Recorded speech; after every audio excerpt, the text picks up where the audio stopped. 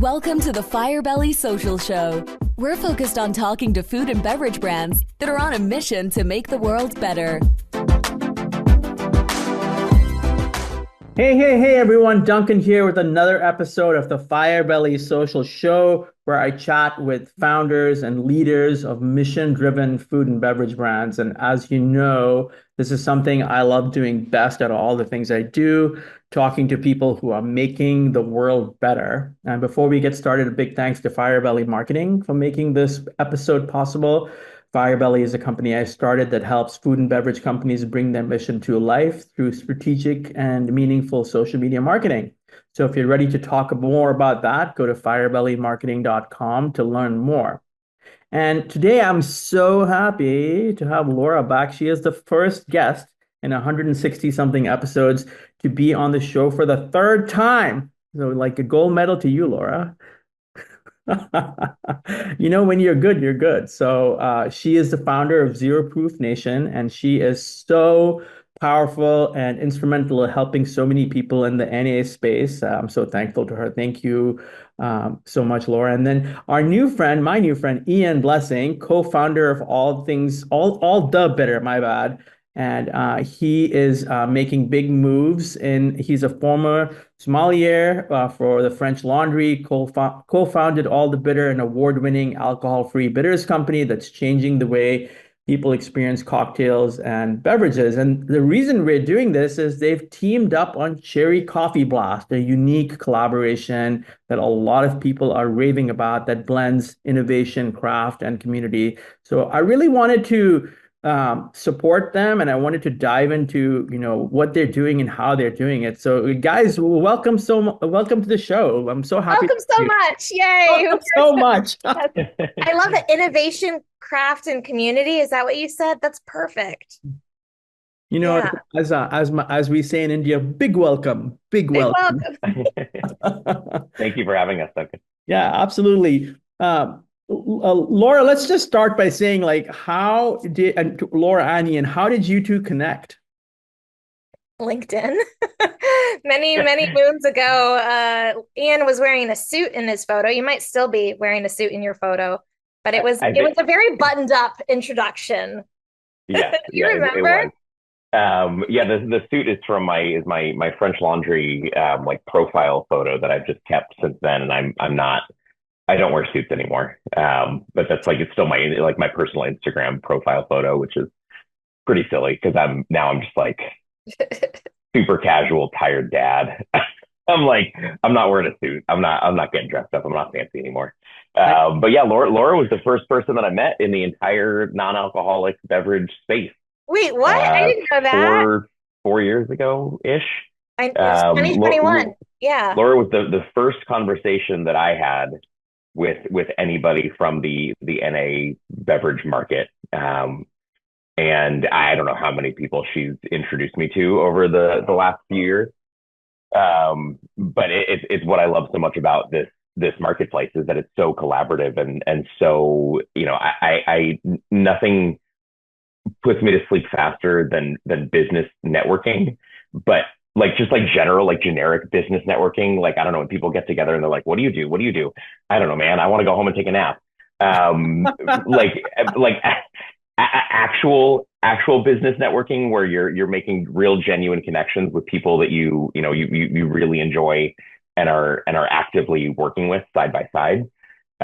This industry, I think, has really grown as fast as it has. And I think it's almost a better way to put it, faster or not, it's as wonderful as it is because everybody's so genuinely interested in what you're doing, who can I introduce you to, how can I help you, what can I do for you? And Laura was the first person that I met. I mean, Laura, why does that not surprise me? I'm so thankful to Sarah Thomas, who introduced me to Laura. And when I interviewed Sarah Thomas, who's also doing great work, and she was like, I'm just going to tell you, if you meet Laura Silverman, your whole world will get better. So wow, Sierra is so lovely. Ian, do you know Sierra? She's the founder of Tropink. It used to be called Pink Cloud. Yeah. She's great, and she's we have her drinks on our shelves in the bottle shop. Nice. Yeah. Nice. Of course, Yeah. I led to so many other people, Vanessa from Tilden, and the two sisters in Indianapolis, or Laura. Orangeli. Yes. Yes. That's taking a while to like get my like wrap my tongue and brain around that word, but I met Kristen a couple years ago when I did like a cross country road trip, and she and Andy are just the sweetest as can be.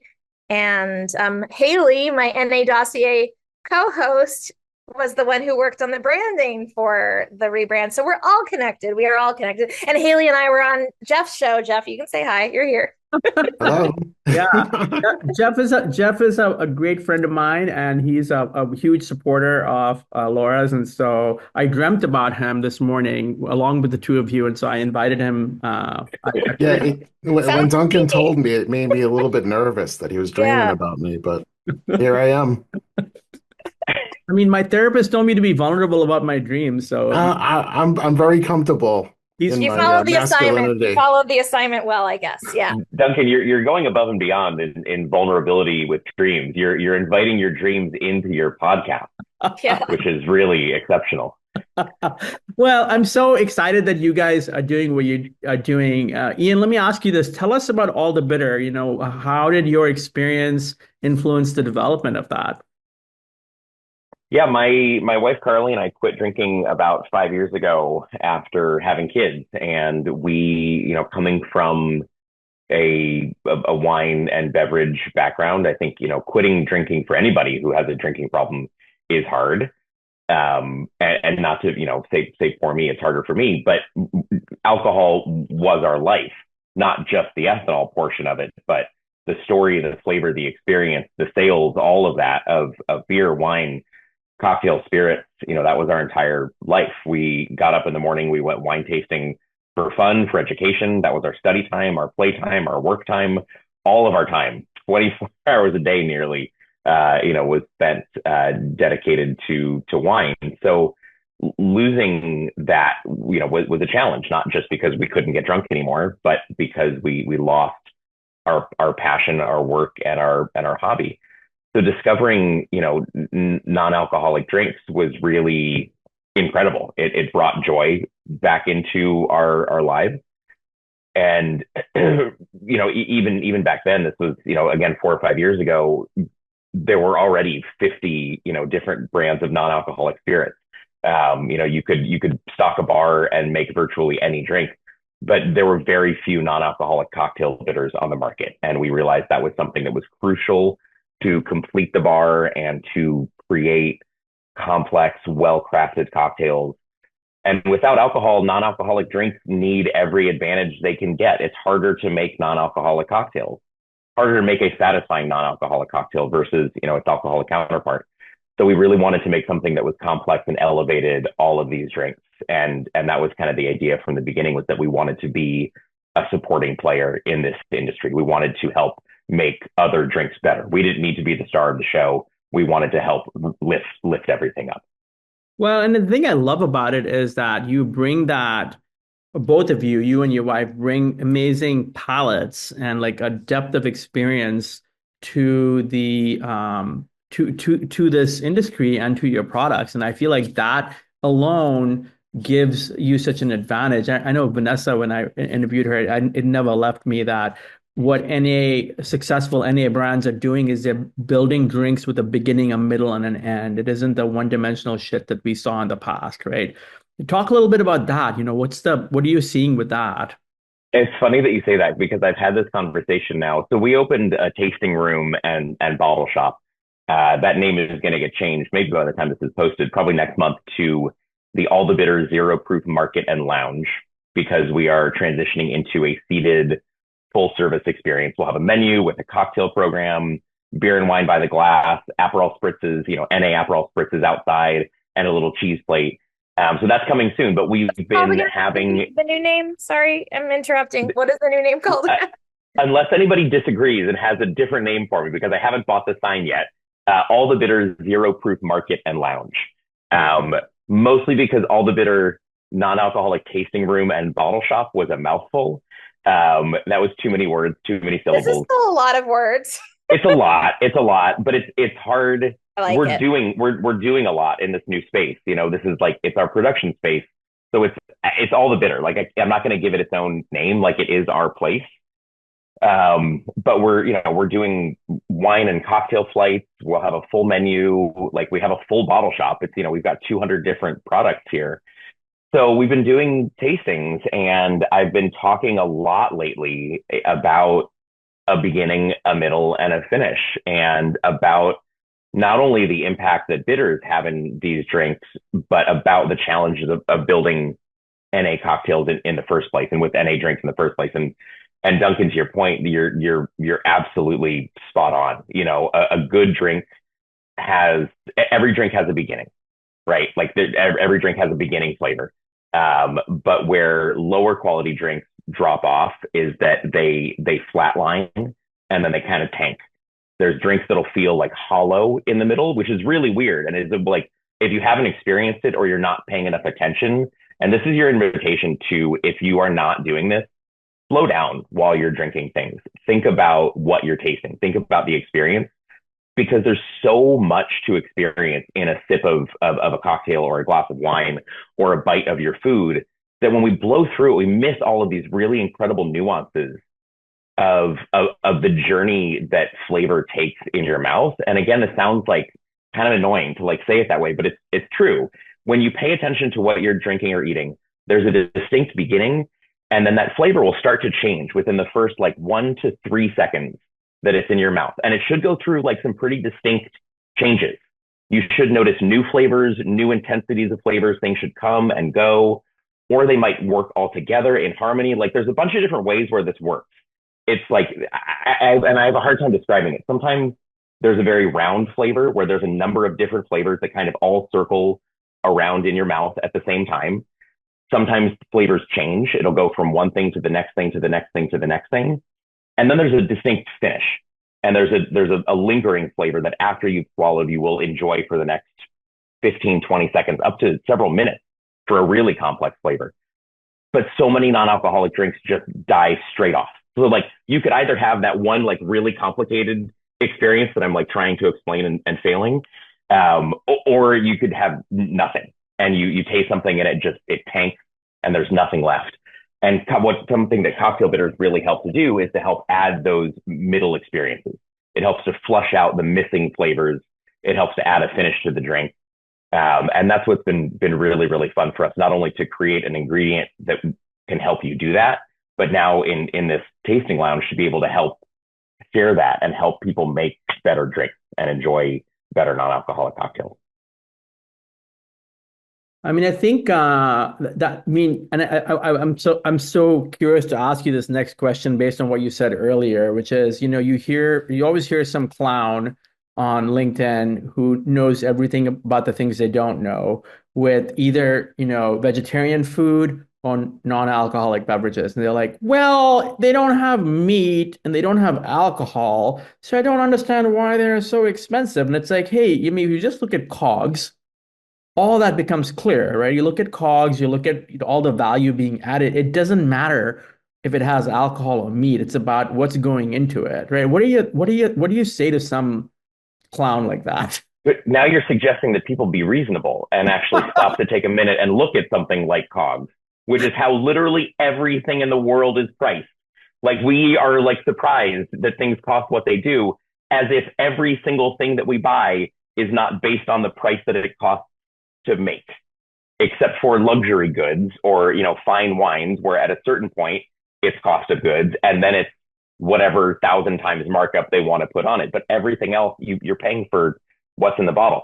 The example that I always give is Pop-Off vodka and Grey Goose are the same alcohol content, but one of them costs $4 for a handle and the other costs $40 for a bottle. I have no idea what they cost, but you know what I mean.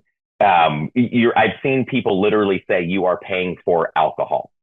I've seen people complain about the prices of NA spirits, claiming that you are literally paying for the ethanol content, when two vodkas that are both 40% alcohol cost wildly different amounts. You're obviously not paying for the alcohol content. I don't know what else to say. Like, that's all there is to it. Yeah, no, that's beautifully. Jeff, did you have something you look like you wanted to add something? I was just thinking because I think that this is common in most areas of business. I think people don't understand that products have different processes. They have different ways to source things. You can get vanilla, on Amazon, and you can source vanilla from South America, but they're not the same thing. So there's a cost that is involved in the ingredients that you use that isn't apparent when someone's buying something. They just think vanilla. Yeah. Also, I didn't know what COG meant until you said cost of goods, Ian. Or Duncan, I don't remember who it was, but I just thought you were talking about like cogs in a wheel, and maybe that's where that term comes from because it's the cost of goods. I know that the stuff that is in the ingredients in all the bitter are pronounceable, even if they're a little exotic, they're still pronounceable. And I love when you can pronounce the ingredients that are in anything. Can I just share, because I'd like to talk now. Can I just share what's in my drink? And I'm sharing because I like talking, but also because it has a distinct finish, and I'm noticing that now, especially given what Ian just said. I have Fever Tree Tonic with a heavy hand of all the bitter cherry coffee blast and about like 1.5 ounces of Namari, which is Ian knows, but Duncan and Jeff and the rest of y'all, if you don't know, it's a delightful Amaro, NA Amaro, and it's got all sorts of like spices and coriander and cardamom and orange and wormwood, and it's so good. And the last sip I had was like 2 minutes ago, and I still taste it. So that is the definition of a drink with finish, and you don't have to have alcohol to have that finish. And that's a big misconception that a lot of people have, is that in order to have any kind of finish, you need the booze, but you don't. And so I wanted to put the ball back in both of your courts, and Ian, let's start with you, and then Laura. How did the guys decide not just to collaborate but on Cherry Coffee Blast? It sounds amazing. I've yet to try it, but it sounds amazing. Oh my gosh, we have to get you some. It's so good. I'm a fan of both of those, and I like to have a blast. I'll let Laura tell the story of how the actual project came about. I'll talk about the flavor. But Laura wanted to do a coffee flavor, and I was reading an article from the Robb Report talking about the Black Manhattan, the cocktail, which is one of my favorite NA drinks, and it's a really good example of how to make a spirit forward cocktail work without alcohol. Probably the most challenging drink to make work is an old fashioned. I would absolutely not recommend anybody make an old fashioned according to a regular old fashioned recipe without making any tweaks to it with an NA bourbon.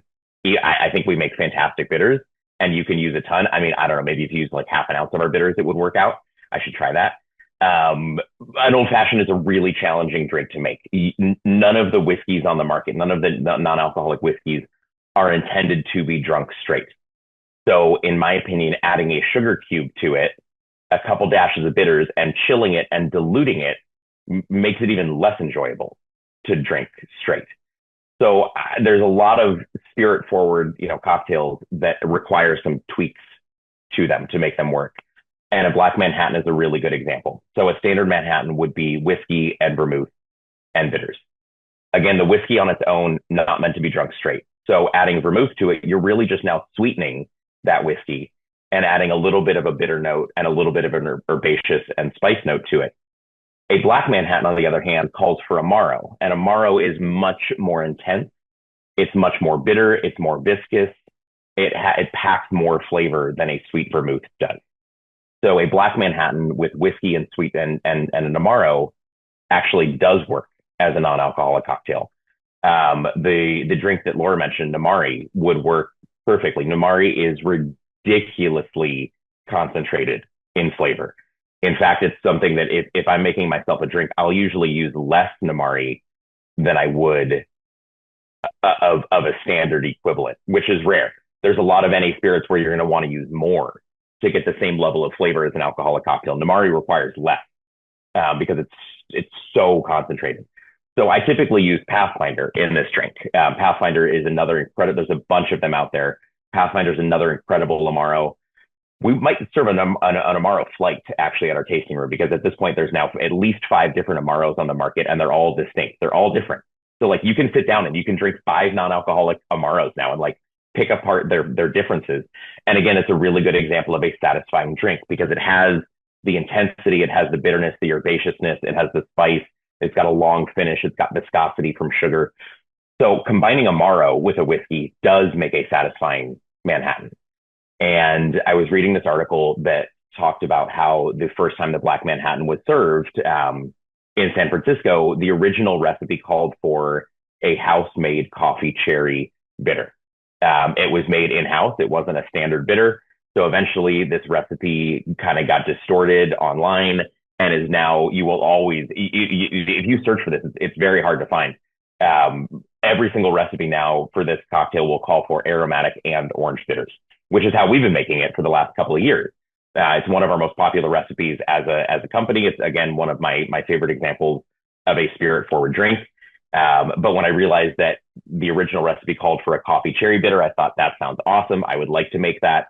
I would like to make this I'd like to recreate this recipe, as closely as I could. And then the flavor turning out just kind of incredible was a bonus. Like it works incredibly well in everything, or just in tonic, or in soda, or in a cold brew, old fashioned, or whatever. It's incredibly versatile. It works in NA red wine, but that was the inspiration. Was I wanted to make a classic Black Manhattan. Thank you, Laura. What did you want? I put it in my. I mean, I'll talk about the nature of the collaboration too, but I feel like I kind of carved out a baby niche for a moment of putting bitters in my morning coffee and posting a bunch of videos about that. And even before Ian and I collaborated, I've been a huge fan of all the bitter, and I just like would drink it out of the bottle if I had enough of it. But so I use a lot of it in my morning coffee. Aromatic works really well, but obviously like a cherry coffee works even better in coffee. And just in terms of a slight technicality, but very intentional, it's decaf. So you can have it in the evening without feeling like you're going to be jittery. I think the coffee content, the caffeine content, if there was any, would still be like so low that it wouldn't do anything. But it's also keeping in mind that people have sensitivities to caffeine, just like people have sensitivities to any amount of alcohol. So it was another thing to keep in mind, and it can be enjoyed any time of the day. As to how it came about, that's what we're waiting for, how this all came about? Yeah. So Ian and I were talking with a couple of independent bottle shop owners during the year before. So in the 2024 Mindful Drinking Fest in DC. And I think it was the first time Ian and I had met in person. Is that right? I think so. Yeah, he's nodding. So we were at Binge Bar. Shout out to Gigi at Binge Bar, which is an alcohol-free bar in DC, our only alcohol-free bar in DC. And we were just kind of getting to know a lot of the people in our community who we've known as little squares, little circles on Instagram. And we were getting to know them in real life, IRL, as the kids say, and just, having fun with them. But there are real challenges that come with being an independent brand or any kind of solopreneur in any industry. NA is no different. With just the economy in general, there's going to be mom and pop shops, mom and pop boutique stores, and there'll be big box stores. There's going to be mom and pop restaurants, and there's going to be chain restaurants. And I think the way that things work in general is that those things will always coexist, but there'll be a lot of fluctuations along the way.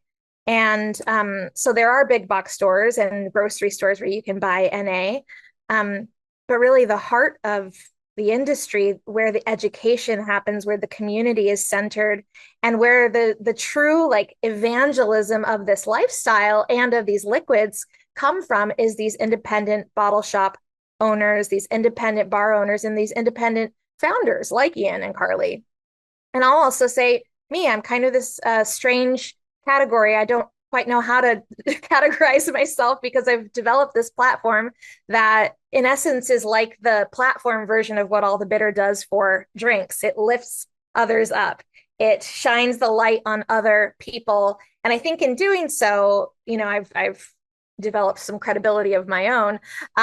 But it was always for me about community. And so listening to these two bottle shop founders get really real about some of the challenges that they were facing as indie players in a space that was starting to become rife with competition, and not just that, but dominated by other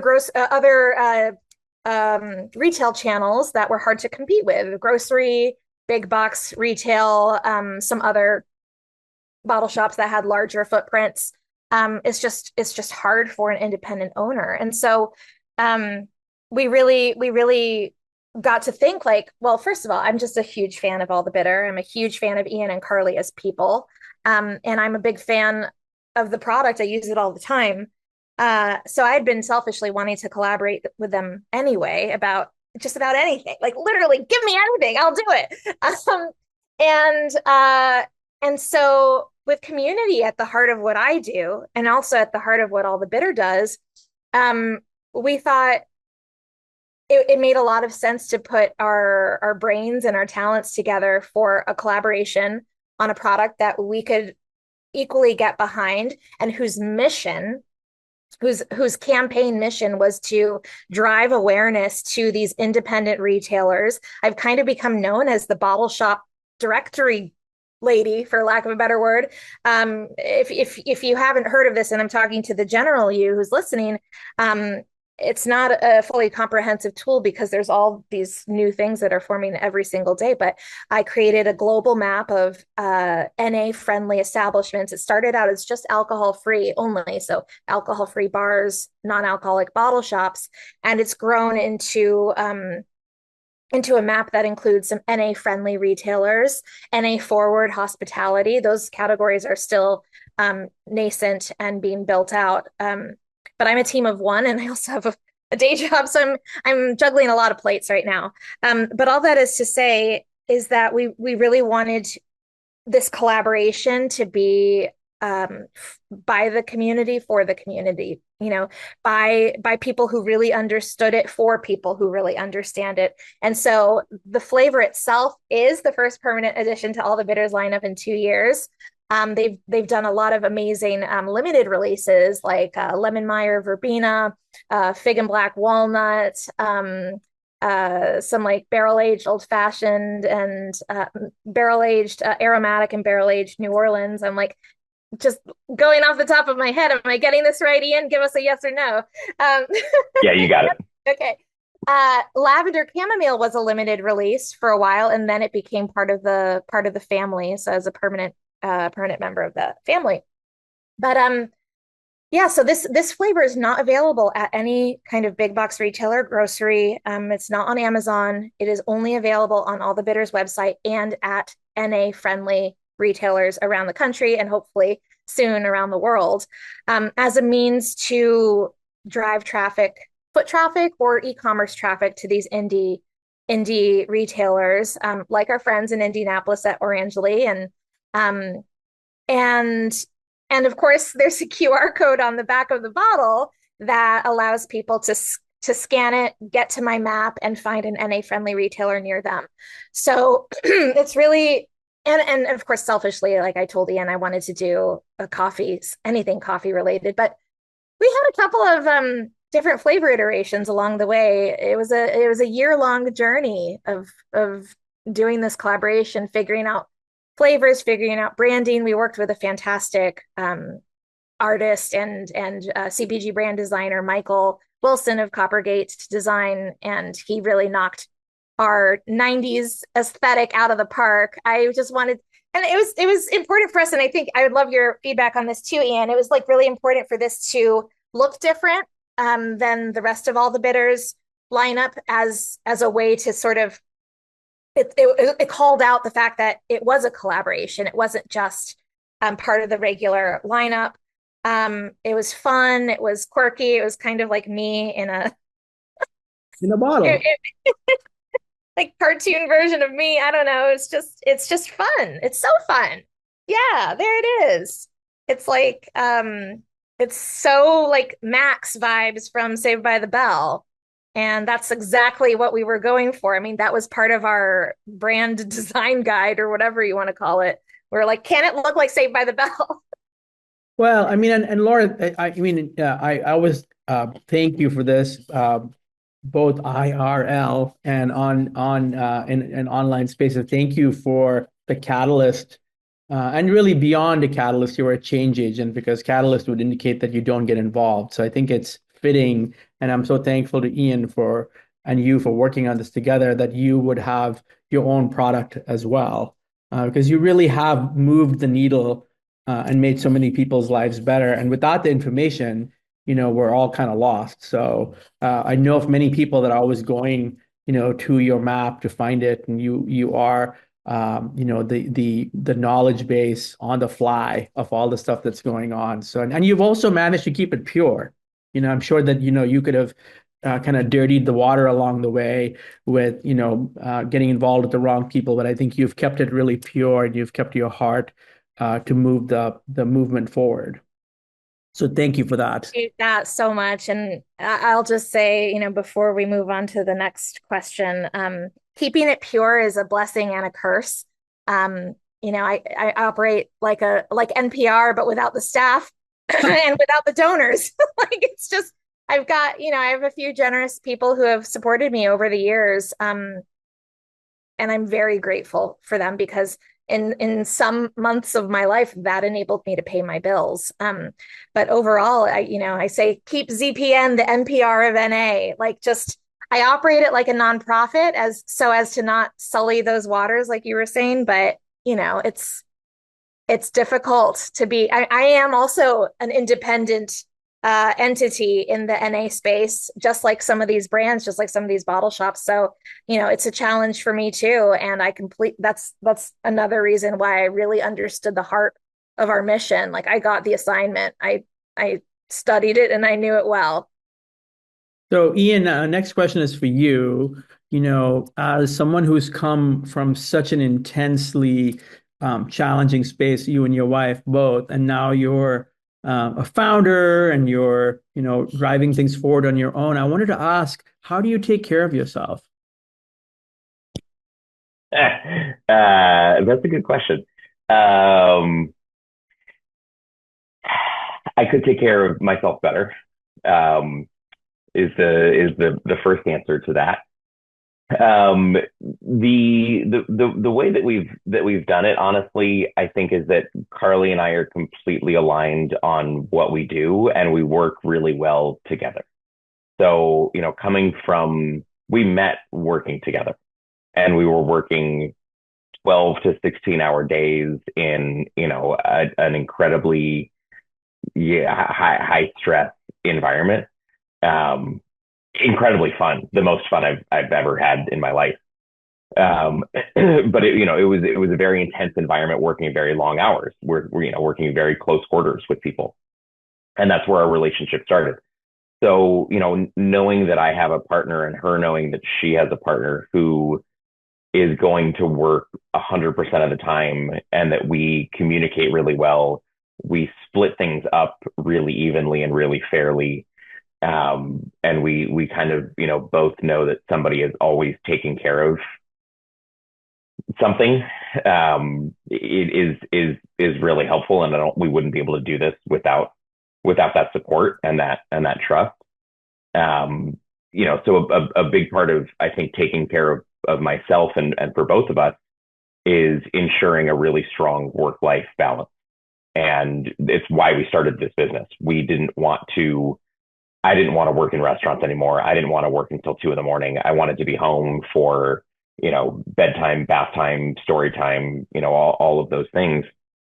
And operating our own business has allowed us to do that. It's allowed us to take days off when we need to, leave early when we need to, it's allowed us a completely flexible schedule.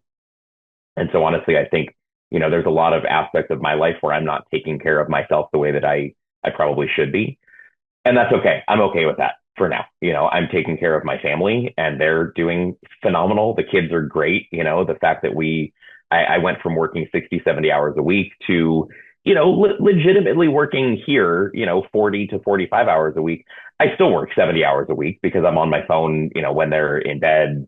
I work late at night. I'm still working. I'm still pulling the same hours, or at least, mental hours. I'm still pulling 60, 70-hour weeks, but I'm able to keep doing this because I know that everybody's taken care of, and I will get to taking care of myself better later on. But for now, everybody's taken care of, and that's important for me. One other thing I really wanted to compliment you on and just kind of call out for the world is that as hard as it is to run a small business, it's even harder to give 1% of gross revenue to the planet and 2% of gross revenue to substance abuse. So that is an amazing thing that you're doing. And I think it's really, just by doing what you're doing without that is such a wonderful service in general. But to take that extra step, I mean, we all know, hey, man, 3% can sometimes be, a third of what you made, and that's after everything. So I think that is just a huge commitment on your part. And thank you for doing that.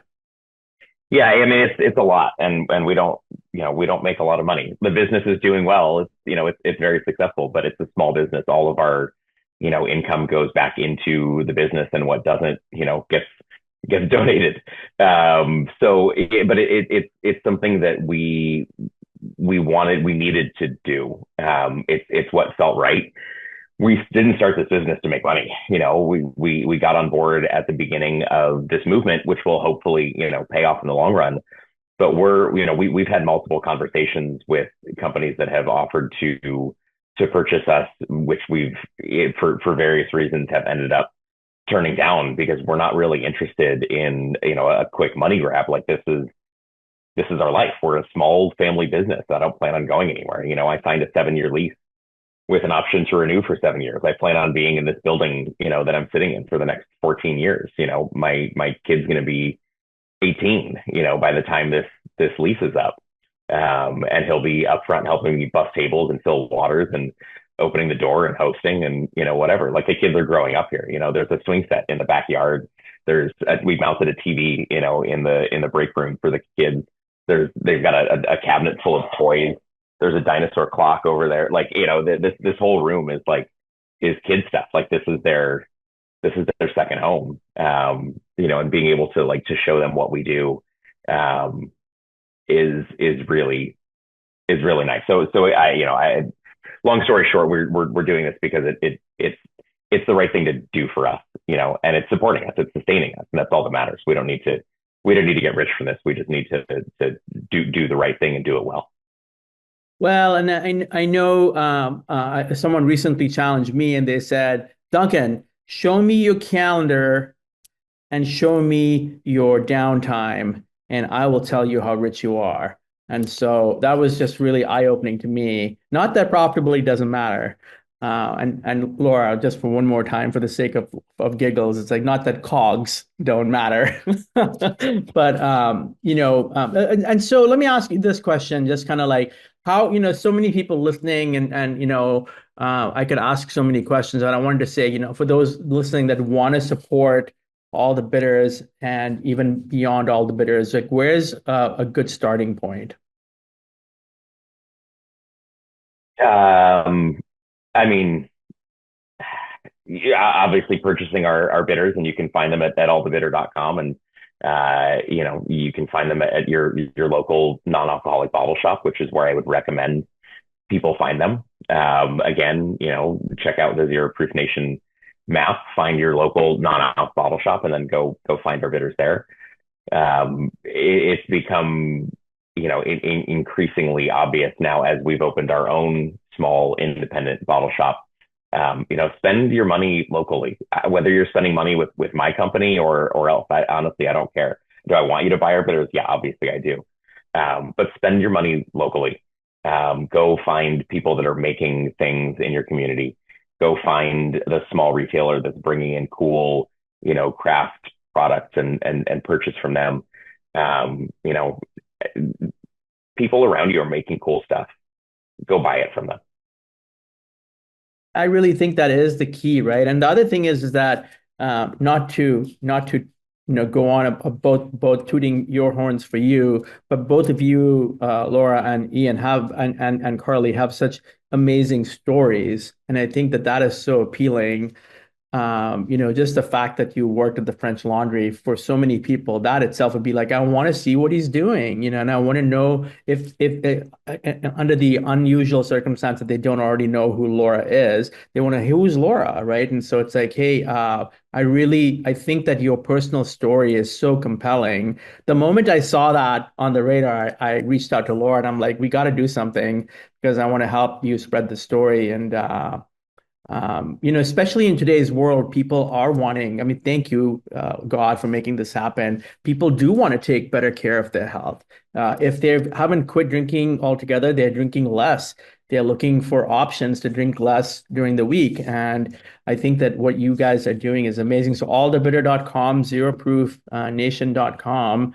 Follow them. They're on all the socials. Follow them on social. And I know many of you are also founders on LinkedIn, so please support them on. Any parting words from the two of you? This has been such a great show, but I wanted to give you the spotlight one more time. I mean, there's always more to say, of course. So, one thing I'll just say is, Ian, thank you so much for taking the leap with me and doing this together. It's just been such a blast. Wink, wink, a very happy blast. It's been really cool to see what it's like on the founder side, on the product founder side, because I am, founder in my own right. But it's different when you have a tangible thing that you can hold, and it just makes sense that it's for the community.